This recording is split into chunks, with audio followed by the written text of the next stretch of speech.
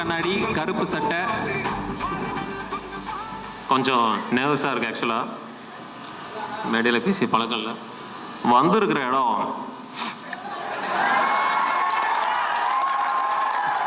சூப்பருங்கண்ணா. பட்டைய கிளப்பணம் போல இருக்கு. It's a huge honor for me to be here standing in front of such a wonderful, lovely audience. And it's a great privilege in front of chief guest and such a wonderful Gen Z kids ன்னு சொல்லலாம், இல்லை வாக்காளர்னு சொல்லலாம், எல்லாரும் சொல்லலாம், என்ன வேணாலும் சொல்லலாம் நண்பா.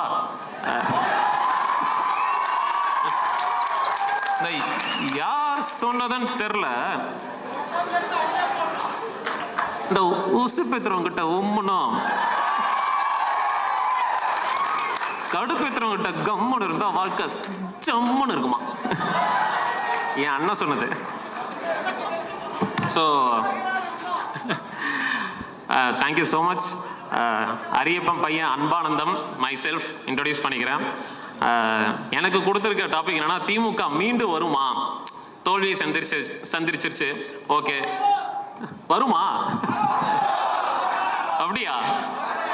அப்பா, ஓகே. ஸோ திமுக மீண்டும் வருமா நீங்கள் எங்ககிட்ட வேற கொடுத்துட்டாங்க.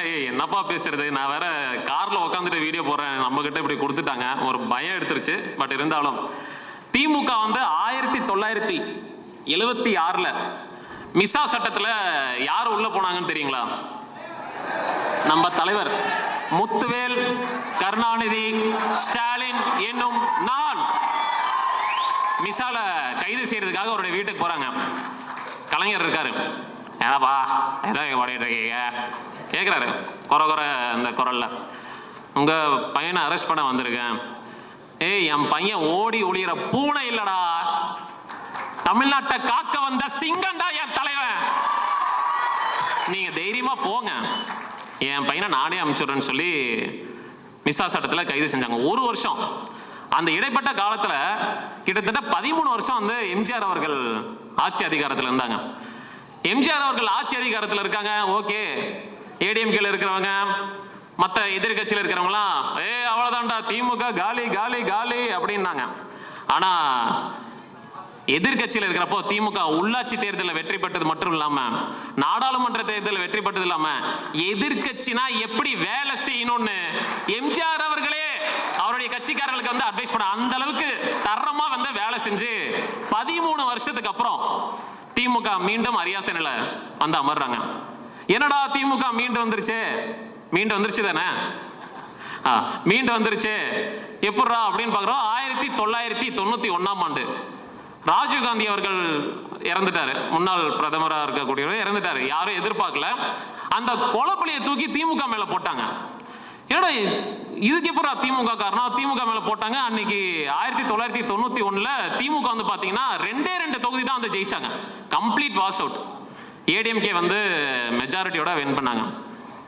இந்த பொய்யான ஒரு கொலைப்பழியை ஏத்து மீண்டும் திமுக எதிர்கட்சியில பம்பரம் மாதிரி வேலை செஞ்சு திமுக திரும்பவும் மீண்டு வந்தாங்க.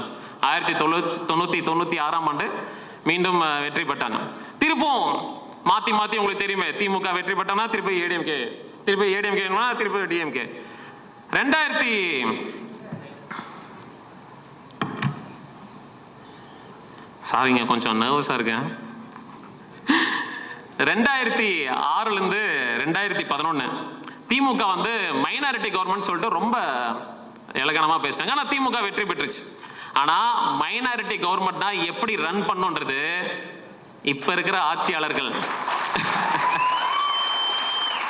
அண்ணா கேக்குதாண்ணா,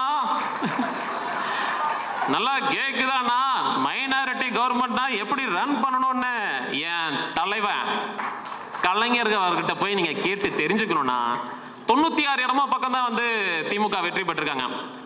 கூட்டாட்சி கொடுக்கல, கொள்கையில ஸ்ட்ராங்கா இருந்தோம், மத்தியில கூட்டாட்சி, மாநில சுயாட்சியில கூட்டணி தலைவர்கள்லாம் வந்து அரவணைச்சு எப்படி ஆட்சி ரன் பண்ணி முடிக்கணும் 5 வருஷம், அது கலைஞர் அவர்கள் ஒரு எடுத்துக்காட்டுல திமுக மீண்டு வந்தது. மீண்டும் 2011 திமுக வந்துட்டு பாத்தீங்கன்னா மிகப்பெரிய ஒரு சரிவு. 2011 எதிர்கட்சி கூட வரல. ஆனா எதிர்கட்சி வரல. நம்மளுடைய தலைவர் MK ஸ்டாலின் ஐயா அவர்கள் வந்துட்டு சோர்ந்து போனாரா? நீங்க சொல்லுங்க, சோர்ந்து போனாரா? ஒரு அருமையான மக்கள் சந்திப்பு நடத்தினாரு. நமக்கு நாமே தமிழ்நாடு முழுக்க பம்பர மாதிரி சுத்தி தெரிஞ்சிட்டு இருந்தார். யாருக்காகனா மக்களுக்காக. பயங்கரமான ஒரு கடுமையான ஒரு ஹார்ட் ஒர்க் போட்டாரு. 2016 வந்துட்டு அவருடைய உழைப்புக்கு, அவர் சக்திக்கு மீறி உழைச்சாரு. எதிர்கட்சி தலைவரா வந்தாரு. எதிர்கட்சி தலைவர் வந்தது மட்டும் இல்லாம அவ்வளவுதான்டா, திமுக அவ்வளவுதான் காலி, ஸ்டாலின் சாருடைய ஜாதகத்துல எடுத்துட்டு போயிட்டாங்க. எதிரில் கிராஃப் growth ரேட் எப்பயாவது இறங்கி இருக்கா? வாய்ப்பில்ல. எவனாலயும் கொடுக்க முடியாதுங்க. எவனாலயும் அதுல ஃபேக் ரிப்போர்ட் காட்ட முடியாது. ஏனென்றால் திமுக ஆட்சியில் இருக்கிறது என்றால் அங்கு தமிழ்நாட்டின் வளர்ச்சி நிச்சயமாக்கப்பட்டிருக்கிறது. தமிழ்நாட்டின் மக்களுக்கு பொருளாதாரமாக இருக்கட்டும், கல்வியாக இருக்கட்டும், எல்லாவற்றிலும் திமுகவின் பங்கு இருப்பதனால் வீடுகளில் திமுக இருக்கிறது. அவர் அவ்வளவு எமோஷனலா பேசும் பொழுது நம்மளாம் ஒரு விஷயத்தை யோசிச்சு பார்க்கணும். இதை பார்த்து கொண்டிருக்கிற தமிழ்நாட்டின் மக்கள், இளைஞர்கள், உங்க வீட்டில் நீங்க உட்கார்ந்து பார்க்குறீங்க. ஒரு விஷயத்தை யோசிச்சு பாருங்க. நம்மள யாரோ ஒருத்தவங்க, நம்ம ஜெனரேஷன்ல யாரோ ஒருத்தவங்க கண்டிப்பாக திமுகவால் நலன் பெற்றவர்களாக இருப்பாங்க.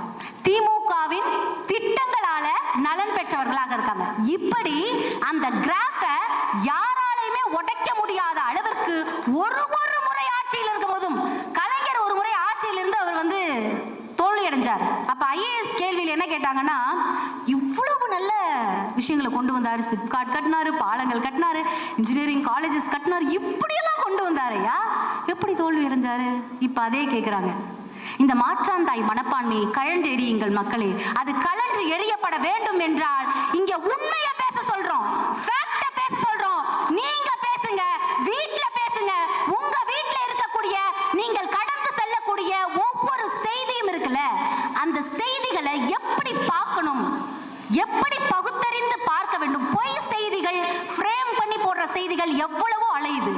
அப்ப அந்த செய்திகளை உங்க பிள்ளைகளுக்கும், உங்க அப்பாவுக்கும், உங்கள் தம்பிக்கும் அந்த செய்தியை எப்படி பகுத்தறிவு கொண்டு பார்க்க வேண்டும்ன்ற மிகப்பெரிய அறிவு வெளிச்சத்தை தர வேண்டிய கடமை இங்கு வந்திருக்கக்கூடிய, இதை பார்த்திருக்கக்கூடிய ஒவ்வொரு இளைஞர்களுக்கும் இருக்கிறது. சொல்லலாமா? வீடுகளில் திமுக அடித்து சொல்லுவோம். எப்பொழுதுமே ஜெனரேஷனாக நம்மளுடைய வளர்ச்சிகளில் திமுக தான் இருக்கிறது. திமுகனா வளர்ச்சி. வாய்ப்பளித்தமைக்கு நன்றி.